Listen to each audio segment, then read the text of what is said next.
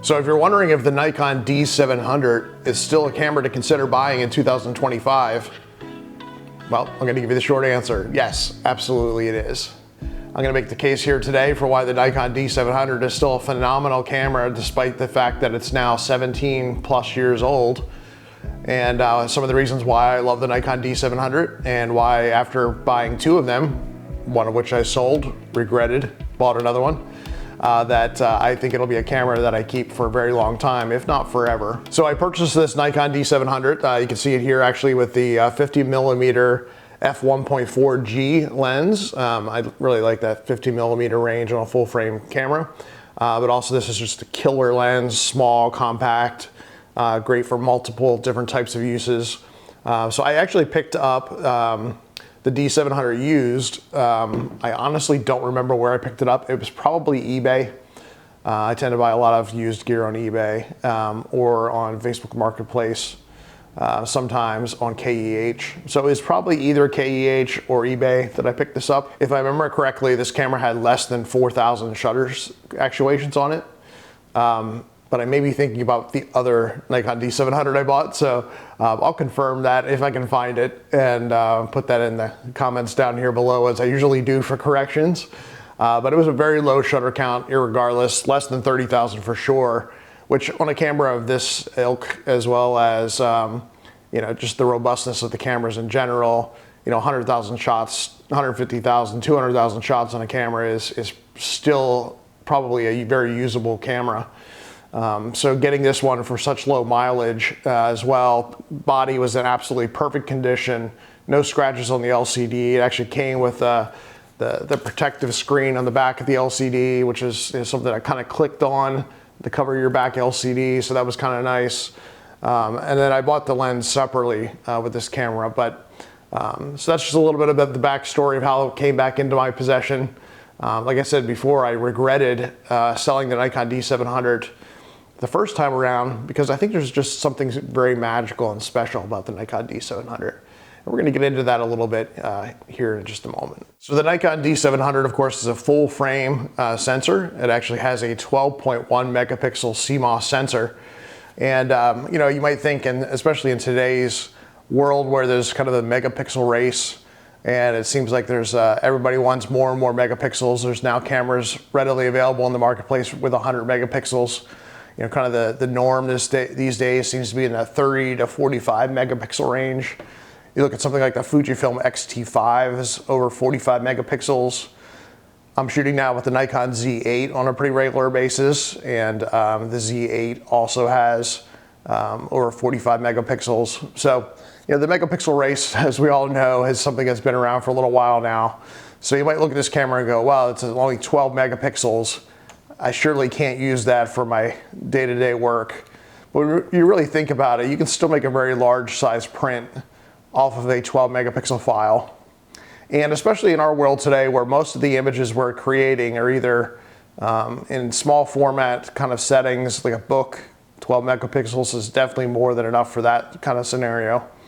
Or again, 99% of people, all of their images end up online. So whether that's a photo hosting site or Facebook or Instagram, TikTok, etc., obviously you don't need a 45 megapixel image in order to be able to post on those social media platforms and still have a great looking image. The Nikon D700 is also a camera that kind of fit in that semi-pro, prosumer, professional that didn't want a grip sized camera. And if you look at the equivalency of that today, you might look at like the Nikon Z8 and the Z9. That was kind of the equivalency of the D700 with its bigger brother, the D3 and the D3X. So the D700 obviously was a more than capable camera. But if you wanted to upgrade to something that was a little bit more robust, could shoot a little bit faster, was a little bit more rugged for environments like photojournalism, sports, outdoor adventure, which I guess is probably sports, but any of those kind of scenarios, then you would probably lean yourself towards the Nikon D300, of course, with considerably more weight. That is one of the first things you'll notice if you do happen to get your hands on a Nikon D700 is that the weight is definitely It's a very hefty camera. That's actually the reason I first sold this camera, was just because of the weight compared to my Fuji system in particular. How often I would grab this camera out of the camera bag and utilize it. It wasn't used that much. And so when it was just sitting around, I was like, I just can't have gear just sitting around, not being utilized. So sell it and let someone else experience the awesomeness of this camera. But at the same time, there is some pluses, I think, to having that extra heft. The number one of which is that your right arm, if you're right-handed like myself, will get an extra workout. But no, it is a very rugged camera. Everything on it is sealed up nice and tight. It's got this nice rubberization on it. One of the challenges you might have in some of the earlier Nikons is things like sticky grips. Some of the whatever finish they put on their grips. This is at the end of the film era, but also in some of their early digital SLRs, for whatever reason, they would sometimes get extra sticky. That's not the case with this one either. So I got a really great edition of this that was very clean. So one of the things that really makes this camera magical, and I guess you could say has some of that special pixie dust in here, is because of the sensor that's in this camera. Nikon utilized a sensor by a company called Matsushita. I think I'm getting better at it, but I think I'm still totally butchering the name, but I'm gonna put the name down here below. In essence, it's a Panasonic sensor. And to the best of my knowledge and all the research I could find, the Nikon D3X and the Nikon D700 are the only two cameras that ever utilize that sensor. I'm not sure about the other, I think the main D3 might have as well, but I don't have 100% confirmation on that. But it was a very limited run of use of that sensor within Nikon cameras. If you look at modern day cameras, a lot of the sensors being utilized in the cameras today are made by Sony. Pretty much everybody that uses a mirrorless or digital SLR camera of the modern era is basically shooting with a Sony sensor. Sony fanboys, I think, love that. I'm not a Sony fanboy, as you can probably tell. But whether you're shooting with a Nikon, you're like, oh, Nikon's better than Sony. And the Sony guys are like, yeah, but you're still shooting with a Sony because it's a Sony sensor. And there's definitely truth to that. But at the same time, Nikon, Canon, whomever else, Fuji, puts their own twist on that sensor by the processing technology that's wrapped around it, the algorithms, the way in which they process the data coming off the sensor. That kind of gives it its own unique look and feel and functionality. But this sensor in particular, I don't know 100% what it is about it. I'm sure there's some technical folks that are more technical in their camera evaluations that have spelled this out. But the way that it renders the fall off of shadows, the way that it renders the bokeh in the background, bokeh, whichever you prefer, just has a magical quality to it. The colors that come off the sensor are fantastic. All that stuff in combination, I think, just really creates a very unique image that I've not yet seen matched in other cameras. And again, that could just be a bias. It could be something that's in my head. It could be something that's not real. But to me, I think this sensor is fantastic. Wrapped around this body of the Nikon D700 is absolutely, like I said, magical. I'd love to hear from you in the comments down below. So this is a good time to pause and ask if you're enjoying this content and getting value out of this content, along with my other videos I've created here on YouTube. I'd appreciate the subscription. Helps me to know that you're enjoying the content, but also that continued encouragement to continue to make more content. Hit that like button because that obviously helps the algorithm, but also leave a comment because that helps the algorithm as well. But I also would love to just get feedback from folks of your experiences with shooting with Nikon, shooting with the Nikon D700 in particular. And what are your impressions of the D700? Do you think it has that magic pixie dust, that magic specialness to it? How would you describe the images that come off the D700? And what makes them unique in your words and from your experience using it? I would love to hear that below, so please leave a comment down below and let me know about that as well. So the D700 has a 51-point autofocus system. Obviously the autofocus of today's modern cameras with 100+ spots of autofocus sensitivity. I almost want to laugh because I've been really struggling today with my XH2 and it capturing my eye and staying focused on my eyes. in an autofocus. So there's pluses and minuses to today's modern tech. But at the same time, you know, again, you might look at the autofocus system, and yes, based on what your use case is, based on what you're shooting and how you're shooting, that 51 autofocus points and the way that the speed of that autofocus system may not be up to par to today's standards. But I would argue that in a lot of cases, especially with the kind of stuff that I enjoy shooting, that's really not a barrier at all. Obviously, if you're shooting landscapes, do you care about autofocus speed? No, not at all. If you're shooting portraits, yes, it's nice to be able to have the eye detection and the autofocus where you can focus more on composition, you can focus more on the engagement with the client that you have in front of the camera. But at the same time, obviously we've been using cameras like this for a very long period of time, and either focus and recomposing or moving your focus point accordingly with the controls on the back of the camera. So obviously it can still work. And one of the things I've actually enjoyed with this Nikon D700 shooting experience has actually been that. You know, I'm so used to mirrorless cameras. Again, I've shot with the Fujifilm X-T3 most recently, as well as the X-H2, which is kind of becoming my primary video camera now on the Nikon Z8. And all of those cameras are mirrorless, meaning when you look through the viewfinder, what you see is what you get. They call it WYSIWYG, right? So what you see is what you get. So you can literally change your settings and see in real time the changes that you're making to that image and to the scene and to the settings within the camera. And that's fantastic. It makes your job super easy, gives you extra confidence you're getting what you think you're getting.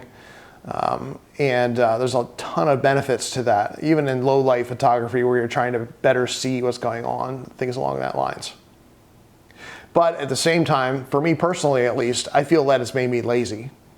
I kind of forget about what the settings even are. I might be focused on aperture, for example, but then I forget or have no clue what my shutter speed even is, or what ISO I'm even on, because I really don't care. I just care what the image is looking like and does it align to the vision that I have in my head and what I want to create. So I'm just turning dials and to get to that setting. Now I know what I'm turning, I know why I'm turning, what I'm turning, all that kind of stuff, so don't bash me in the comments about that. But at the same time, I think when you have a digital SLR, you literally have to slow down. You have to think more about what you're doing. Yes, you can shoot and you can chimp on the back of the screen. You can check your work and adjust accordingly. But obviously if you're shooting stuff that you don't have that luxury, like in the landscape or cityscape or something like that, where you can chimp and then adjust and still be able to get your shot, it does take a little bit more relearning, as well as intentionality and a little bit extra effort, which is good. I think it's good to change it up. And I think it's probably one of the big reasons why you should maybe consider getting an older camera, is especially something that's digital SLR, just to kind of, again, change the wiring in your brains, keep that neuroplasticity, but also just challenge yourself to try some new things or do things differently. One of the things, kind of on continue down this tangent that I've gone on, I've been talking about specs, but then I'm infusing in some other information here. Hopefully you don't mind that I'm kind of going down some of these tangents as they come in my head, but also, you know, I don't want it just to be about the specs and about the gear talk. I want this video to be about my impressions and my real life use case, which is also why I'm peppering in photos throughout this conversation. I used this the other day for the first time in quite a while at my office building. I have a pretty cool office building that's an old steel mill that's been converted into a modern office environment. And it's got some great shadows outside that tend to happen as light goes through the steel beams. And there's usually some great light play off the reflection of the glass that's in there, but also just some neat things to photograph. So I used the camera for the first time in quite a while in that scenario as I was leaving the office the other day. And one of the things I experimented a little bit with was aperture priority. I almost 99% of the time shoot in full manual mode. And for those that don't know, there tends to be like a program mode, a shutter priority mode. a aperture priority mode, full manual. And manual basically just means you're going to control the settings for the exposure. It's not about manual focusing. That's a different setting. But in manual mode, you're basically controlling the aperture, the shutter speed, the ISO, as opposed to letting the computer within the camera decide all that for you. And I shoot that way because I want total control. Maybe I'm a total control freak, but also I think it's good to know the triangle and to know that lighting and understand how different aspects of that triangle impact the way your images will look. And that's what you get when you have full manual control. And you can dial in, do I want the background brighter versus the foreground? Do I want to be able to blur the motion? That's controlled by shutter speed. You know, do I want that shallow depth of field? That's controlled by aperture. Do I not want it to get too grainy? That's controlled by the ISO and how high I crank the ISO up. Again, depending on the camera and the sensor. So I have not shot aperture priority in a very, very long time. It used to be my go-to. I used to shoot almost everything on aperture priority. I even used to shoot portrait sessions with aperture priority, which is now I can't even believe I did that. The downside to some of those things is sometimes the computer's wrong and it doesn't actually get it, especially if it's in a complex lighting environment. The other negative to it is that you might have an inconsistency in your lighting from one shot to the next and in a series of images. So that's why I stopped using aperture priority, went to full manual, and got comfortable with that and never turned back. So I can't even remember the last time that I used aperture priority. So I switched into aperture priority on the Nikon D700. I wanted to see how the sensor and specifically the, I guess the metering within the camera for the lighting was. And at the time I had it, you can set here on the back of the Nikon D700, there's a switch where you can change the exposure mode. And you know, it can either be a small dot, it can be the entire sensor and the whole screen, kind of metering off of the entire scene, or you can meter center weighted as usually the third option. Those are usually kind of the three options for your metering on most camera systems. So I had it on just center metering, and it worked okay, but when I changed it to center weighted, it actually got way better. And to the point where I was able to use it aperture priority one-handed. So I was doing one-handed shots out the window as I was driving past something I liked, or when I was sitting at a stoplight.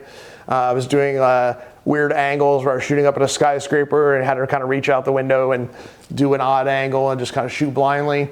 So aperture priority really came in handy with those things, and it nailed it, I think, almost every time. So that was great to see, just again from a camera that's 17 years old, that's still able to perform in that way, but also, again, just something new for me to try, and something that can just confirm in my head that, hey, you know what, sometimes aperture priority, or sometimes, dare I say it, sometimes even full program mode is okay. Think about it this way, maybe you're handing your camera off to someone else to take your photo, or to take a group photo. Maybe just throw it into program mode and let the camera do all the work, so you don't have to worry about if the image is going to be great or not, or be acceptable or not anyway when you hand it over to someone else, hopefully still in focus. So anyway, back to the Nikon D700. Let's get a little bit more into some of the specs again with the camera. Continue to give you some additional impressions about the camera, but again, I think hopefully this video is not just about the gear, but you're seeing that it's also about the mindset behind the gear. And you're also seeing that maybe, again, I'm challenging you a little bit to step out of your comfort zone and to experiment and try new things as well. So I've spun the camera around because we're going to talk about the back LCD here in just a second. But again, if you compare this 17-year-old Nikon D700 to modern cameras, there's definitely some clear differences. And the first one I'll point out is that this just has a fixed LCD screen. And it is kind of wild to be shooting in a scenario, again, where I don't have a tilt screen and you can't shoot waist level without just shooting blind. We've gotten very spoiled, I think, by tilt screens and fully articulating screens, and man, what a massive jump we've taken in the technology in that regards. But this has actually got a 920,000 dot 3-inch LCD. 920,000 dots. Again, if you I guess spec compare with other modern cameras, that's not great. When it comes to just overall clarity of the image on the back of the screen, but also brightness. I don't know how many lumens or however they measure the brightness on the back of these cameras, how bright the screen is, but I will say that in numerous instances while shooting, I did have some challenges in seeing the screen in a bright, sunny environment, which is definitely a plus to some of the modern screens as well.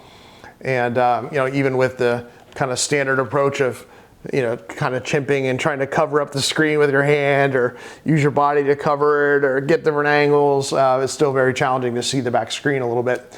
The other thing too, unless I'm just totally missing where the button is and I just can't find it, I don't think this has live view, which is also kind of weird. Live view is basically, you know, again, the different companies call it different things, but it's basically the idea of being able to use your back LCD screen in order to frame up your shots and to use as kind of the, you know, you can hold it out and just look at the screen and make sure your composition at least is in line, maybe where your autofocus point is, things like that. And again, unless I just couldn't find it on here or remember where it's at in the settings, I don't think this camera has it. So I did do a little bit of shooting blind. Again, sometimes there's shooting blind and then like trying again and okay, I need less of a steep angle kind of as I'm hanging it out the window to get the skyscraper, maybe angle it down a little bit more kind of stuff. But again, that's fun, partially some of the fun, part of the nuance, part of the experimentation of shooting with an older system. And I think there's pluses and minuses to that for sure. The camera has a fully weather sealed magnesium alloy body. So it is a very rugged camera, as I kind of alluded to before. That also adds to the weight of the camera. The other thing that I'm very impressed with, again, as it's been a while since I picked this up and used it, is just the quantity of buttons that's on the camera, especially when you get into some of the prosumer or professional grade cameras. You tend to have a lot more buttons on the exterior of the camera that allows you to be able to quickly access functions and not have to dive into a menu and find those settings within the menu system. So I appreciate the fact that there's a lot of buttons, and even I totally forgot about this, and I don't think I have them set up for anything, but there's actually 2 custom buttons right here in the front of the Nikon just by the grip that you can customize those as well for different functionality. And that's pretty awesome, and it's not only is it something I think is amazing for the time that this camera was produced, but also something that Nikon has pretty much continued forward on a lot of their cameras, even to today.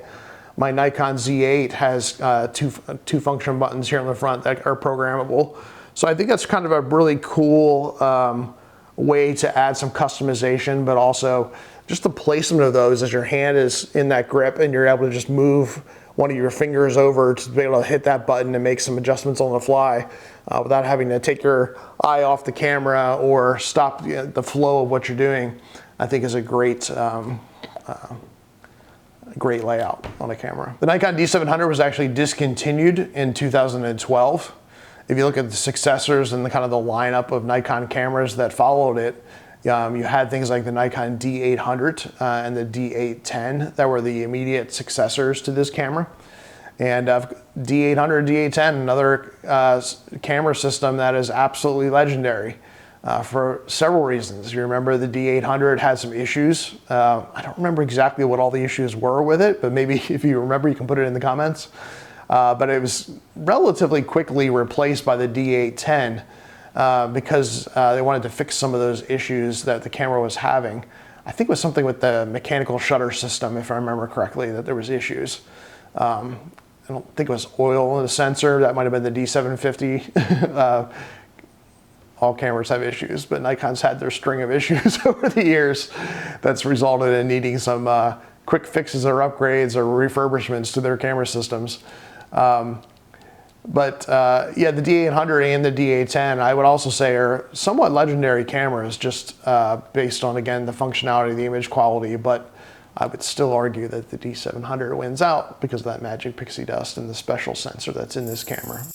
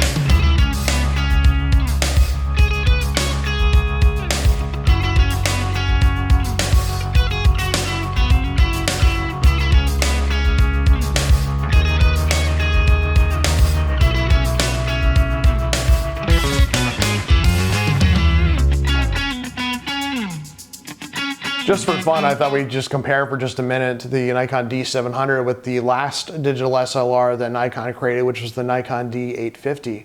And just compare a couple of the specs of the two cameras to show you how far camera systems have come and the contrast between the two. So I'm going to look over to my screen here for my cheat sheets for just a few minutes here. But I mentioned before, the Nikon D700 was a 12 megapixel camera. The Nikon D850 was 45.7 megapixels. The D700 had a ISO range of 200 to 6400, expandable to 1,000, or I'm sorry, expandable to 100 to 25,600, and there's no way above probably 4,000 that the images in this camera were probably acceptable, let alone 25,600. Maybe I should experiment with that and show you what a 25,600 ISO image looks like. But the D850 had a 64, so it went a little bit lower on the ISO range. Again, up to 25,600 native, with an expansion of 32 to 102,400. Kind of ridiculous. So again, you can kind of just get in this comparison a little bit of the how much statistics and data and gear specs have kind of gotten a little out of hand, in my opinion. I mean, who's shooting at 102 ISO, 102,000 ISO? I don't care if you're in the darkest of dark concerts, you're not shooting with 102,000 ISO because the images are gonna be crap. So the autofocus system, the Nikon D850 has 153 autofocus points and 99 of those are cross type. So again, you go from like 50 some in this camera, I forget what I said earlier, to 153 in the D850. Yeah, the technology has changed pretty radically. I didn't mention earlier, but this camera shoots at 5 frames per second. And again, if you look at the Nikon D850 as kind of a comparative example, that shoots at 7 frames per second, so not tremendously more. But it also has, with the battery grip, the D850 would shoot up to 9 frames per second. So that's a pretty significant jump. Again, if sports is your thing, certainly 5 shots per second is doable with sports, but you're probably getting close to the area where it's going to get a little bit more challenging to shoot sports with the frame rate like that. You mentioned the back LCD earlier, so again, just for comparison purposes, as we said before, the Nikon D700 had 920,000 dots as their resolution for their rear LCD screen. And the D850 is 2.36 million. So again, more than double the resolution on the screen, which again is not surprising based on the eras of those cameras and the time distance and the technological advances since that time. The D850 actually has dual card slots and utilizes both XQD and SD cards. The D700 actually only has 1 card slot, and that is a CF card, not the CF Express cards, the CF, the original, the GOAT, the original CF cards, which you can still buy, which is nice, that even though the technology has become older and more obsolete, it's nice that some companies still produce those memory cards. We'll see how long that lasts. I probably should buy a couple more just to have for future-proofing this camera. Because at some point those are no longer going to be produced, and it's going to be harder and harder to find memory cards. Of course, the card, will probably last a relatively long time, but they will wear out at some point or become less reliable. So that might be something I have to consider in the near future, is picking up a few more CF cards. One of the other big areas that there's been change between the D850 and the D700 is battery life. The D700 gets 1,000 shots per charge on average, which is pretty commendable. I think that's a pretty good amount of shots on a battery. I mean, now, especially with mirrorless and the constant on-screen that you're experiencing in the viewfinder, it's not uncommon for a camera to only get 300 or 400 shots on a battery. So 1,000 shots on the D700 is fantastic. But the D850, let's see where it is here, 1,840 is the performance measurement on the battery for the D850, and that's without the grip. So of course you can extend that with a grip.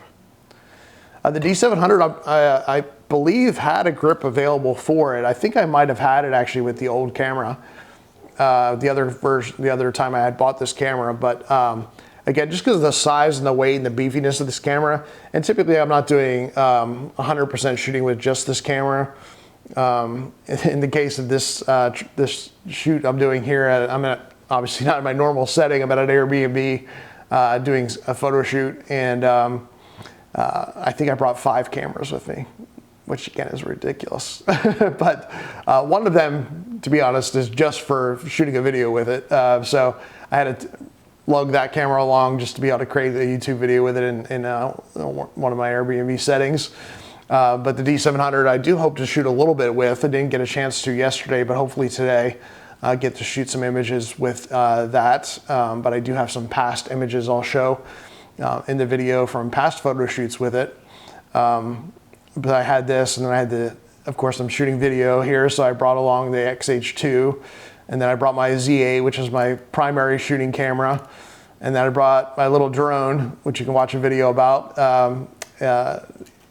You can check out my page, or maybe I'll link it here somewhere. But you can check out the little drone that I have. I brought that along.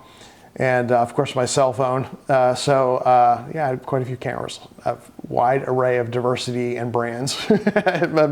my trip here to, well, I won't tell you where I'm at, but this trip here for a photo shoot here in this Airbnb. So that's it for this conversation about the Nikon D700. Probably long enough already as it is. Again, I'm not going to go into every button and every spec and every configuration and all the customization and all of the fine detail of the camera. I just really wanted to hit on some of the highlights, do a little bit of that fun comparison with the Nikon D850, share some images with it, continue to challenge you to think about old cameras are not bad cameras, old cameras are not obsolete, and how can you stretch yourself and challenge yourself to try some new things, utilize camera systems that maybe you're a little bit uncomfortable with, you've never tried before.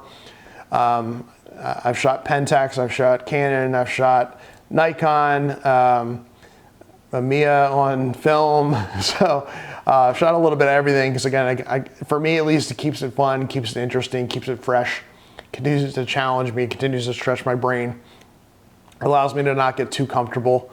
I think even with my Nikon Z8, I'm going to try it in aperture priority mode here because I've not yet done that with the Z8. And I think there's some scenarios where that makes perfect sense to do that, but I'm just so used to shooting manual. So again, thank you Nikon D700 for reminding me of that and for the lesson that you taught me there. So again, magical camera, go find yourself one.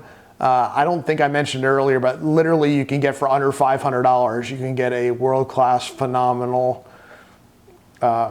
magical, robust, last you a long time, amazing digital camera, full frame censored camera for under $500, which is pretty amazing.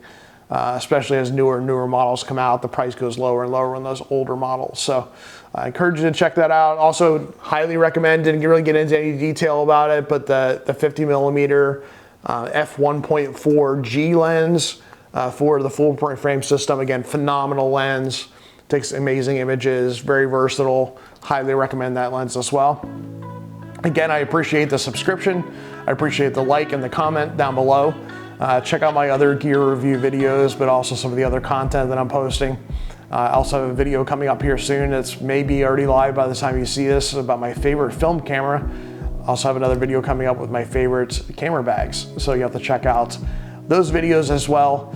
And some more in my Meet the Model series of videos also coming out soon. So from here in undisclosed location, Airbnb, again, I appreciate you watching. Have a great day, happy shooting, go out and have some fun. It's a gorgeous day here and I can't wait to get outside and do some more shooting and do another photo shoot later today. So thanks, have a great day.